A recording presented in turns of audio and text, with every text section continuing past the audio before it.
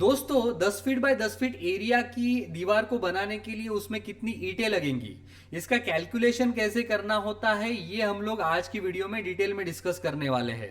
और मैं आप लोगों को एक चीज की गारंटी देता हूं कि ये वीडियो कंप्लीट देखने के बाद आप फ्यूचर में बिल्कुल आसानी से किसी भी एरिया की वॉल के लिए उसमें कितनी ईंटें लगेंगी उस वॉल को बनाने के लिए, उसका कैलकुलेशन आप बहुत ही आसानी से कर पाएंगे।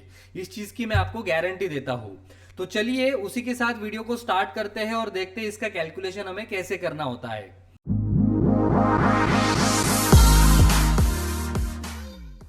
तो बेसिकली दोस्तों यहाँ पे हमें एक सिंपल सा फॉर्मूला यूज करना होता है, जो है number of bricks is equal to volume of wall divided by volume of one brick including mortar.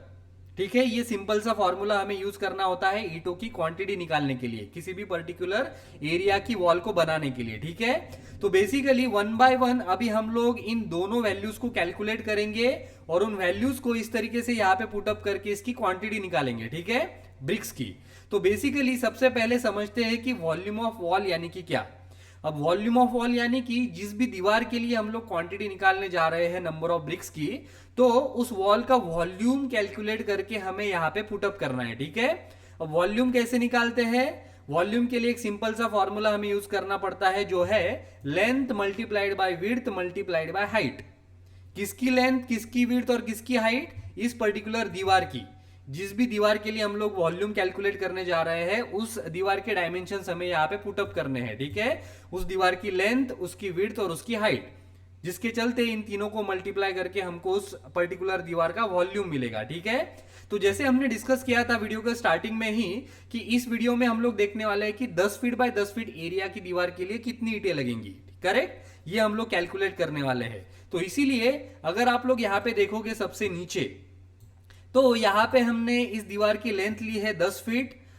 Last column अगर आप लोग देखोगे हाइट वाला, तो उसमें भी हमने उसकी हाइट ली है 10 फीट। एंड इस दीवार की जो थिकनेस है वो हमने ली है 0.5 फीट्स, यानी कि 6 इंच। आधा फीट, आधा फीट यानी कि 6 इंच। करेक्ट, 12 इंच का 1 फीट होता है, तो 0.5 फीट्स मतलब 6 इंच। तो बेसिकली हम लोग यहाँ पे कंसिडर कर रहे हैं कि ये जो 10 फीट बाय 10 फीट की दीवार है ये 6 इंच थिकनेस की है।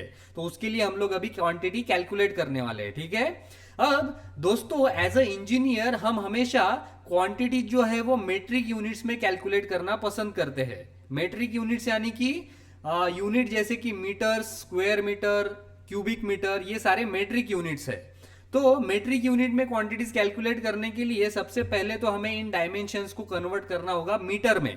करेक्ट, मीटर में कन्वर्ट करने के बाद ही हमें जो फाइनल क्वांटिटी मिलेगी वो क्यूबिक मीटर्स में मिलेगी। करेक्ट, तो यहां पे सिंपली आपको क्या करना है, इन फीट्स वाले वैल्यूज को क्यूबिक मीटर में, सॉरी मीटर में कैलकुलेट करने के लिए या कन्वर्ट करने के लिए सिंपली हमें इन्हें डिवाइड करना है 3.28 से। क्योंकि 1 metre is equal to 3.28 feets. 1 metre बराबर 3.28 फीट्स। ये कैलकुलेशन को यूज करके, ये कन्वर्जन फैक्टर को यूज करके हम लोग इन तीनों वैल्यूज को मीटर में कन्वर्ट करेंगे सबसे पहले। तो यहां पे अगर आप लोग देखोगे सिंपली हमें ये वैल्यूज मिली है मीटर में कन्वर्ट करने के बाद। लेंथ हमें मिली है दीवार की 3.05 मीटर्स, देन विड्थ हमें मिली है 0.15 मीटर्स एंड उस दीवार की हाइट हमें मिली है 3.05 मीटर्स। ठीक है, तो इस तरीके से मीटर्स में हमने ये तीनों डायमेंशंस को कन्वर्ट कर लिया है। अब सिंपली आपको क्या करना है, इसके आगे वाला जो कॉलम है क्वांटिटी कॉलम, तो उसमें आपको एक फॉर्मूला डालना है, equal to length multiplied by width multiplied by height. ये फॉर्मूला को पुटअप करके हमें इसका क्वांटिटी मिलेगा, इसका वॉल्यूम मिलेगा इस दीवार का, जो कि हमें यहां पे मिल रहा है 1.39 मीटर्स। इसका अगर डेसिमल्स हम लोग बढ़ाते हैं तो यहां पे हमको आंसर मिल रहा है 1.394 क्यूबिक मीटर्स। करेक्ट, ये क्यूबिक मीटर्स में हमें क्वांटिटी मिली है, ये वॉल्यूम मिला है अभी। राइट, तो अब सिंपली ये जो वॉल्यूम हमें मिला है दीवार का, ये हमें इस फॉर्मूला में यहाँ पे इस तरीके से पुटअप करना है। ठीक है, यहाँ पे सिंपली आपको प्रेस करना है इक्वल टू एंड देन इस क्वांटिटी को सेलेक्ट कर लेना है, वॉल्यूम ऑफ वॉल वाली। Correct, and then press enter. तो इस तरीके से हमें वॉल्यूम ऑफ वॉल यहां पे मिला है 1.394 क्यूबिक मीटर्स। करेक्ट, अब इसी तरीके से सिंपली हमें volume of one brick including mortar भी निकालना है। करेक्ट, अब यहां पे one brick including mortar, volume of one brick including mortar यानी कि क्या, ये सबसे पहले अभी हम लोग समझेंगे। अब ब्रिक का वॉल्यूम तो हमें समझ में आता है कि जो भी हमारी ब्रिक है जो हम वहां पे दीवार बनाने के लिए यूज करने वाले हैं, सिंपली उसका साइज हमें वहां पे निकालना है। करेक्ट। वो साइज कैसे निकालेंगे? जो भी आप ईट यूज करने वाले हैं सिंपली उसको टेप लगा के तीनों साइड से आपको उसका डायमेंशंस निकालना है। जैसे कि फॉर एग्जांपल आप लोग इस वीडियो में देख रहे हो कि इस पर्टिकुलर ईट का जो लेंथ है वो हमें मिल रहा है अप्रोक्सीमेटली 9 इंच, वैसे 8.5 इंच ही मिल रहा है, लेकिन हम लोग उसकी जो स्टैंडर्ड साइज है 9 इंच की वो कंसिडर करेंगे। तो लेंथ जो है इस ब्रिक की वो हमें मिली है 9 इंच, इसकी जो विड्थ है वो हमें मिल रही है लगभग 6 इंच, एंड सिमिलरली इसकी जो हाइट है वो हमें मिल रही है 4 इंच। करेक्ट। तो आप लोग यहाँ पे देख सकते हो टॉप पे मैंने ऑलरेडी इस पर्टिकुलर ब्रिक का साइज यहाँ पे ले रखा है 9 inch by 6 inch by 4 inch. Correct. अब इस पर्टिकुलर साइज को यूज करके, इन पर्टिकुलर डायमेंशंस को यूज करके हम लोग उस ब्रिक का वॉल्यूम निकाल सकते हैं। करेक्ट। तो सिमिलरली अगेन हम लोग क्या करेंगे कि इन तीनों डायमेंशंस को हमें कन्वर्ट करना होगा मीटर्स में। करेक्ट। तो 9 इंच यानी कि 0.23 मीटर्स हो जाएगा, देन 6 इंच यानी कि 0.15 मीटर्स हो जाएगा, एंड 4 इंच यानी कि 0.1 मीटर हो जाएगा। ठीक है, इतना सिंपली आप बस अभी के लिए याद रखिए। अब हमें यहाँ पे ओनली ब्रिक का वॉल्यूम नहीं लेना है। आप लोग यहाँ पे देख सकते हैं फॉर्मूला में क्या लिखा है, volume of one brick including mortar. अब ये इंक्लूडिंग मॉर्टर यानी कि क्या, और ये हमें क्यों निकालना है इस तरीके से, ये मैं अभी आप लोगों को समझाता हूं। तो अगर आप लोग यहाँ पे इस पर्टिकुलर इमेज को अगर देखोगे तो यहाँ पे आप लोग देख सकते हो कि दीवार को बनाते समय दो ईंटों के बीच में इस तरीके से मसाला भरा जाता है, राइट, सीमेंट और रेत का। करेक्ट। इसे कहते हैं हम सीमेंट मॉर्टर, राइट। तो ईंटों के चारों साइड से, किसी भी पर्टिकुलर ईंट के चारों साइड से इस तरीके से मसाला भरा जाता है, राइट। और इस मसाले का जो थिकनेस होता है वो होता है 10 mm।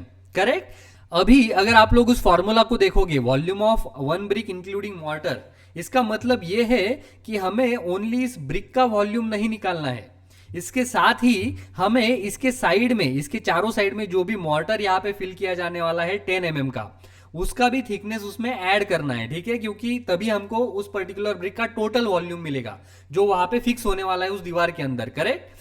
तो यहाँ पे हम लोगों को क्या करना होता है, जैसे कि फॉर एग्जाम्पल ये पर्टिकुलर जो ईंट है, इसकी जो लेंथ वाली साइड है, इसके दोनों साइड में आप लोग देख सकते हैं कि दोनों साइड में 10-10 mm का मॉर्टर यहाँ पे फिल किया गया है। करेक्ट। मसाला यहाँ पे भरा गया है दोनों साइड से।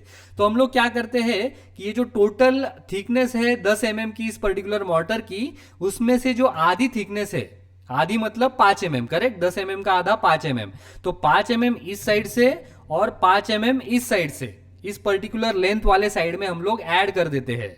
और हमने ऑलरेडी देखा है कि एक ईंट की लेंथ जो हमको मिली है वो मिली है 9 इंच, यानी कि 230 mm। करेक्ट। तो उस 230 mm में 5 mm इस साइड से और 5 mm इस साइड से, इन दोनों को हम लोग ऐड करेंगे तो वो टोटल हो जाएगा 230 प्लस ये 5 प्लस ये साइड वाला 5 mm, तो वो टोटली हो जाएगा 240 mm। करेक्ट। तो 240 mm यानी कि मीटर्स में अगर आप लोग उसको कन्वर्ट करोगे तो वो आपको मिलेगा 0.24 मीटर्स। तो सेम वैल्यू हमने यहाँ पे ली है, length of brick including mortar हमको मिला है 0.24 मीटर्स। करेक्ट। अब सिमिलरली इसी तरीके से हमें क्या करना है, जो विड्थ वाला साइड है या फिर जो हाइट वाला साइड है, उनमें भी इसी तरीके से दोनों साइड से 5-5 mm हमको ऐड करते हुए जाना है। करेक्ट। तो यही चीज हमने यहाँ पे की है। यहाँ पे हमने विड्थ वाले कॉलम में क्या किया है, अगर आप लोग यहाँ पे फॉर्मूला बार में अगर देखोगे इस फॉर्मूला को, तो 0.15 मीटर हमारी विड्थ है उस पर्टिकुलर ब्रिक की, उसमें हमने अगेन 10 mm को ऐड किया है, 10 mm यानी कि 0.01 मीटर्स। तो इस तरीके से हमको उसकी विड्थ मिलती है including mortar. And similarly height को भी हमने, वहां पे ब्रिक की जो हाइट है वो है 0.1 मीटर, एंड उसमें भी हमने दोनों साइड से उसको 5 mm दोनों साइड से ऐड किया है, जिसके चलते हमको ये फाइनल क्वांटिटी मिली है 0.11 मीटर्स। करेक्ट। तो इस तरीके से हमने ब्रिक्स की भी जो डायमेंशंस है वो इंक्लूडिंग मॉर्टर निकाल लिए हैं। तो उम्मीद करता हूं अभी आपको समझ में आया होगा कि volume of one brick including mortar यानी कि क्या, यानी कि जो ब्रिक का जो वॉल्यूम है उसके साथ ही उसके साइड में जो मॉर्टर लगने वाला है उसका भी वॉल्यूम हम लोग उसमें ऐड कर देते हैं। करेक्ट। तो इस तरीके से हमको ये तीनों साइजेस मिली है ब्रिक की। अब सिंपली अगेन एज यूजुअल यहाँ पे नेक्स्ट जो क्वांटिटी कॉलम है, इसमें हम लोग ये फॉर्मूला पुटअप करेंगे, equal to length multiplied by width multiplied by height. और हम लोग इस फॉर्मूला को पुटअप करने के बाद सिंपली हमें प्रेस करना होगा एंटर। तो यहाँ पे हमें ये भी वॉल्यूम मिल गया है जो है 0.0042 क्यूबिक मीटर्स, राइट। तो अगेन ये जो सेम क्वांटिटी है ये हमें यहाँ पे पुटअप करनी है इस फॉर्मूला के अंदर। कैसे? सिंपली यहाँ पे इक्वल टू हमें पुटअप करना है एंड देन इस पर्टिकुलर वैल्यू को सेलेक्ट करके यहाँ पे जो हमने अभी ये वॉल्यूम निकाला है ब्रिक का इंक्लूडिंग मॉर्टर, उसको सेलेक्ट करके सिंपली हमें प्रेस करना है एंटर। तो इस तरीके से हमें ये दोनों वैल्यूज यहाँ पे मिल गई है, वॉल्यूम ऑफ वॉल भी and divided by volume of one brick including mortar भी। अब सिंपली आपको क्या करना है, इन दोनों को डिवाइड करना है, volume of wall divided by volume of one brick including mortar. तो ये कैलकुलेशन करने के बाद आपको ये क्वांटिटी मिलेगी 330, यानी कि इस पर्टिकुलर दीवार को बनाने के लिए 10 फीट बाय 10 फीट साइज की दीवार को या 10 फीट बाय 10 फीट एरिया की दीवार को बनाने के लिए अगर उसकी थिकनेस 6 इंच है तो 6 इंच वाली 10 फीट बाय 10 फीट एरिया की दीवार को बनाने के लिए हमें उसमें टोटल ईंटें लग रही है 330, करेक्ट। अब इसमें हमें क्या करना होगा कि उसमें थोड़ा सा वेस्टेज भी ऐड करना होगा, क्योंकि कई बार जब भी आप ईंटों को परचेस करते हैं तो उसमें थोड़ी सी टूटी हुई ईंटें भी आती है या फिर ऐसी ईंटें आती है जिनको हम लोग डायरेक्टली यूज नहीं कर सकते हैं, उनके बहुत टुकड़े छोटे छोटे आ जाते हैं, करेक्ट। तो ये वेस्टेज हम लोग यहाँ पे कंसिडर कर रहे हैं 5%। ये बहुत ही मैक्सिमम साइड में कंसिडर कर रहा हूं, इतने वेस्टेज वहां पे पर्टिकुलरली ब्रिक्स में नहीं आने चाहिए। अगर आप अच्छी क्वालिटी की ब्रिक्स को परचेस करते हो तो उसमें इतना वेस्टेज नहीं आता है, हार्डली 1 से 2% का ही वेस्टेज उसमें आता है, ठीक है। बट हम लोग यहाँ पे मैक्सिमम साइड कंसिडर कर रहे हैं जो है 5%, ठीक है। तो आपको क्या करना है कि इसका 5% वेस्टेज, यानी कि जो हमको 330 फाइनल ब्रिक्स लगने वाली है जगह पे जहां पे हमें लगानी है, वो फाइनल ब्रिक्स हमें लगने वाली है 330। तो आपको कितनी ब्रिक्स परचेस करनी होंगी? आपको परचेस करनी होंगी 347 ब्रिक्स 5% वेस्टेज को कंसिडर करके। अब ये हमने कैसे निकाला है?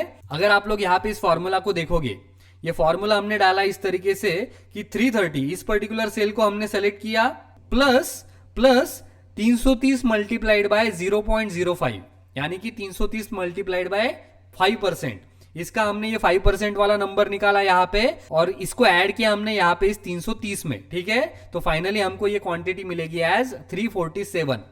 तो इस तरीके से 10 फीट बाय 10 फीट एरिया की 6 इंच थिकनेस की दीवार बनाने के लिए हमने देखा कि आपको 347 ब्रिक्स को परचेस करना होगा मार्केट से, करेक्ट, वेस्टेज इंक्लूड करके। तो इस तरीके से हमने आज की वीडियो में डिटेल में देखा है कि कैसे आप नंबर ऑफ ब्रिक्स का कैलकुलेशन कर सकते हैं या फिर कितनी ईंटें आपको लगने वाली है एक पर्टिकुलर दीवार को बनाने के लिए, उसका कैलकुलेशन कैसे करना होता है, ये हमने आज की वीडियो में डिटेल में सीख लिया है, राइट। अब इसमें अगर आपको किसी भी प्रकार का अगर डाउट है तो आप नीचे कमेंट बॉक्स में मुझे आपके डाउट्स पूछ सकते हो, उनके ऊपर मैं जल्द से जल्द रिप्लाई करने की कोशिश जरूर करूंगा। और दोस्तों, अगर आपको इसी तरीके से सीखना है कि कैसे आप किसी भी बिल्डिंग कंस्ट्रक्शन प्रोजेक्ट के लिए डिटेल्ड एस्टीमेट बना सकते हो, एक बिल्डिंग बनाने में जितने भी काम होते हैं एक्सकेवेशन से लेके हैंडओवर तक, तो हर एक काम की क्वांटिटी और कॉस्ट हमें कैसे कैलकुलेट करनी होती है, ये अगर आपको सीखना है तो आप मेरा कोर्स ज्वाइन कर सकते हैं जिसका नाम है professional estimation and costing in building construction, जिसकी लिंक मैंने नीचे डिस्क्रिप्शन बॉक्स में दी है। उसके ऊपर क्लिक करके आप कोर्स के डिटेल्स को देख सकते हो और वहां पे उसको रजिस्टर भी कर सकते हो, ठीक है। तो दोस्तों, उम्मीद करता हूं जो भी जानकारी मैंने आप लोगों को इस वीडियो के अंदर दी है वो आपको यूजफुल लगी होगी, पसंद आई होगी, समझ में आई होगी। तो आज की इस वीडियो के लिए इतना ही, मिलते हैं अगले वीडियो में हमारे नेक्स्ट टॉपिक के साथ, तब तक के लिए गुड बाय।